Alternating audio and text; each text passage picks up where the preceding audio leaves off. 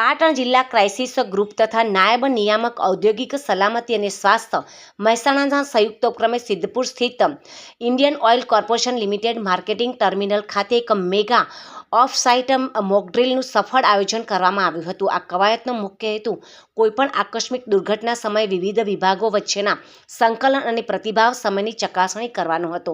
ફ્યુઝિયલ લીકેજથી સર્જાયેલી આગ મોકડ્રીલના આયોજન મુજબ ટીટી લોડિંગ શેડમાં ઈંધણ ભરવાની પ્રક્રિયા દરમિયાન અચાનક લોડિંગ આર્મ તૂટી જવાથી મોટા પાયે ફ્યુઝિયલ લીકેજ શરૂ થયું હતું, જેને જોતજોતામાં વિકરાળ આગનું સ્વરૂપ ધારણ કર્યું હતું.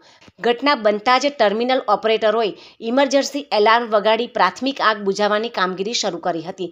પરિસ્થિતિ પર કાબુ બહાર જણાતા તંત્ર દ્વારા ઓફ સાઇટ ઇમરજન્સી જાહેર કરી ડિસ્ટ્રિક્ટ ક્રાઇસિસ ગ્રુપ અને સંબંધિત એજન્સીઓને જાણ કરવામાં આવી હતી.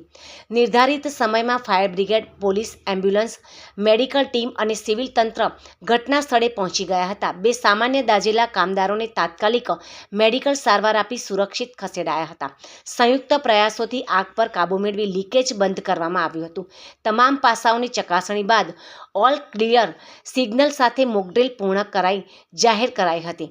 આ મોકડ્રીલમાં જિલ્લા આપત્તિ વ્યવસ્થાપન તંત્ર, સિદ્ધપુર પ્રાંત અધિકારી, મામલતદાર તેમજ ઔદ્યોગિક સલામતી વિભાગના અધિકારીઓએ સક્રિય ભૂમિકા ભજવી હતી. અંતમાં આસિસ્ટન્ટ ડાયરેક્ટર શ્રી વાય.બી. પટેલ દ્વારા ડિબ્રીફિંગ સેશન યોજવામાં આવ્યું હતું. તેમણે આપાતકાલીન પરિસ્થિતિમાં વધુ અસરકારક કામગીરી અને ઝડપી પ્રતિભાવ અંગે જરૂરી સૂચનો અને માર્ગદર્શન પૂરું પાડ્યું હતું.